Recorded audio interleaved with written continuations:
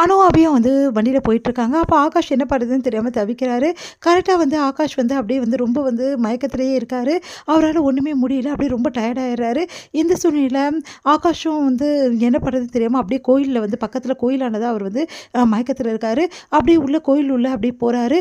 இந்த சூழ்நிலையில இங்க என்ன பண்றாங்க, அபியும் வந்துட்டுருக்கும்போது, சரி இவ்வளோ தூரம் வந்துட்டோம் சாமி கும்பிட்டுட்டு போலாம் அப்படின்னு சொல்லிட்டு மனசு சரியில்ல அப்படின்னு சொல்றாங்க.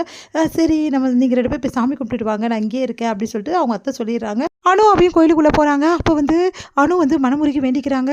அவருக்கு எதுவும் ஆயிருக்கக்கூடாது. எனக்கு மனசு வந்து சரியே இல்ல அப்படின்னு சொல்லிட்டு ஆகாஷ்க்காக வேண்டிக்கிறாங்க.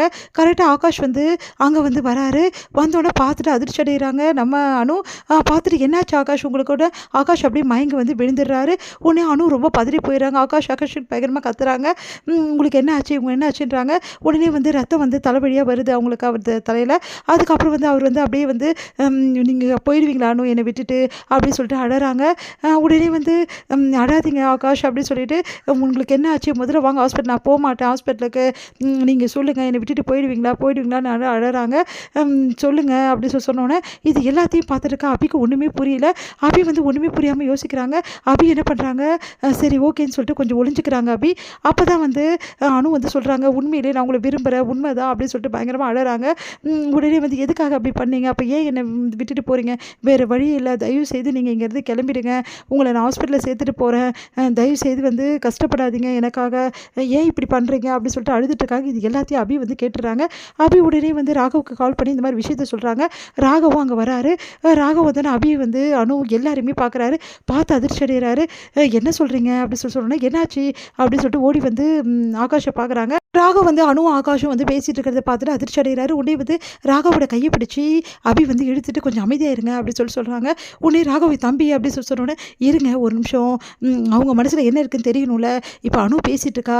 மனசில் என்ன இருக்குதுன்னு இவ்வளோ கஷ்டப்பட்டோம். ராகவ் உடம்பு சரியில்லையே பார்த்துக்கலாம் இருங்க அப்படின்னு சொல்லிட்டு அப்படியே வந்து 2 பேருமே ஒளிஞ்சிருந்து பார்க்குறாங்க. பார்த்தா சொல்கிறாங்க, ஆமாங்க உங்களை நான் விரும்புறது உண்மைதாங்க. தயவு செய்து வாங்க ஹாஸ்பிட்டலுக்கு போகலாம். நான் சொல்லிட்டேன்ல இதுக்கப்புறம் என்ன இருக்குது வாங்க. அப்புறம் ஏன் என்னை விட்டுட்டு போக அதெல்லாம் அப்புறம் பேசிக்கலாம். தயவு செய்து வாங்க ஹாஸ்பிட்டலுக்கு ப்ளீஸ் நான் சொன்னால் கேளுங்கன்னு சொல்லிட்டு வந்து பயங்கரமாக கதறி கதறி அழறாங்க. ஆகாஷ் நீங்கள் எனக்கு இது போதும், இப்போவே என் உயிர் போனாலும் போட்டோம், எனக்கு அதை பற்றி கவலை இல்லை அப்படின்னு சொல்லிட்டு அப்படியே மயங்கிறாரு. உடனே ஆகாஷ்னு சொல்லிட்டு ராகு ஓடி வந்து அப்படியே தூக்குறாரு. உடனே ஹாஸ்பிட்டல் கூட்டிகிட்டு போகிறாங்க. இங்கே அழுதுட்டு இருக்காங்க. அபி வந்து என்ன பண்ணுறதுன்னு தெரியாமல் யோசிக்கிறாங்க. அப்போ இவ்வளோ நாள் வந்து மனசில் ஆகாஷ் வந்து இருந்தாரா, குட்டி பாஸ் இருந்தாரா, இதை நான் கவனிக்காமல் விட்டுட்டேனே அப்படின்னு சொல்லிட்டு அழுதுட்டுருக்காங்க. சரிடி நம்ம போகலாம், அவருக்கு ஒன்றும் ஆகாது, அதான் அவங்க அண்ணன் வந்துட்டார்ல அப்படின்னு சொன்னோன்னே நீ அமைதியாக இருக்கா, இங்கே தான் இருக்கணும் புரியுதா அப்படின்னோன்னா அதிர்ச்சி அடைகிறாங்க. என்னடி சொல்கிற அபி அப்படின்னு சொல்லிட்டு கேட்குறாங்க. ஆமாம் நம்ம ஊருக்கு போக வேண்டாம், நம்ம இங்கே தான் இருக்கணும், இது என்னோட முடிவு அப்படின்னு சொன்னோன்னே வந்து அதெல்லாம் வேணாம், சொன்னால் கேள்வி நம்ம ஊருக்கு போயிடலாம். இங்கே பாரு உன் மனசில் குட்டி பாஸ் இருக்காருன்னு தெரிஞ்சு போச்சு எனக்கு. இதுக்கப்புறம் இந்த விஷயத்தை விட்டு நான் போகவே மாட்டேன், உன்னையும் குட்டி பாஸும் சேர்த்து வச்சு தான் இந்த ஊரை விட்டு நான் போவேன் புரியுதா அப்படின்னோன்னே என்னடி இது அத்தைக்கிட்ட என்னடி சொல்கிறது, அத்தைக்கிட்டலாம் நம்ம பேசிக்கலாம் நீ வா அப்படின்னு சொல்லிட்டு கையை பிடிச்சி இழுத்துட்டு போகிறாங்க. என்னடி கிளம்பலாமான்னு சொல்லிட்டு அவங்க அத்தை கேட்குறாங்க.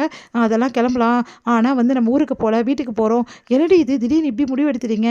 இல்லை கோயிலில் போயிட்டு யோசிச்சோன்னே எதுக்காக நம்ம ஊரை விட்டு போனோம், ஒன்றும் போவேணா, எதுவாக இருந்தாலும் வீட்டில் போய் பேசிக்கலாம் வாங்கன்னு எல்லோரும் கூட்டிகிட்டு போகிறாங்க.